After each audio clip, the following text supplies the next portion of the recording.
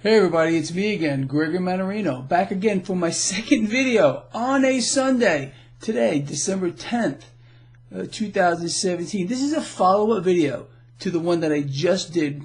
How I said specifically, right in the title, that Wall Street is about to rip the face off of Bitcoin. Pay attention here. There seems to be a lot of misunderstanding about what I have said, and let's clear this up. Right here and right now. Number one, I am not saying that Bitcoin is going to zero or this is the end of Bitcoin. That is absolutely false. Bitcoin could go to $1 zillion. It very well may do that. It has nothing to do with what I am explaining or what I did explain in the last video. All I am saying, and if you do not believe what I'm about to say, you do not have even one brain cell that understands how Wall Street works.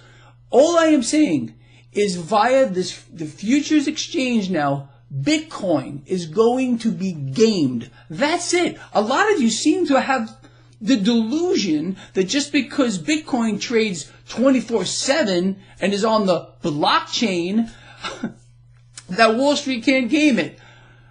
Look, you people who are writing that kind of 24/7 has nothing whatsoever to do with how Wall Street can game this via these futures exchange. Look, before I go off on a tangent here, understand how the futures markets work before you even utter a sentence about how 24/7 is going to make all the difference. You know how many things trade 24/7 and are gamed by Wall Street? Did you even know that? And don't believe just because it's linked to a blockchain that it's not going to be gamed.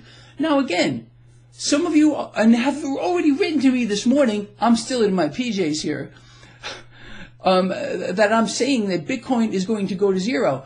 I have never said Bitcoin is going to zero. Bitcoin could very well go 2, 3, 4, 10 times higher than it is right now. If that does happen, then the very premise of a Bitcoin as a currency just flies out the window here. For anything to be a currency, it has to be stable, all right? Then Bitcoin is a whole different animal. What Bitcoin actually is, I guess, still remains to be seen. Is it a holder of value? Maybe. Very volatile, though. But that's not the point. The point of this video, and I'm going to keep this kind of short, is I don't care what you may think. I don't care what you may believe.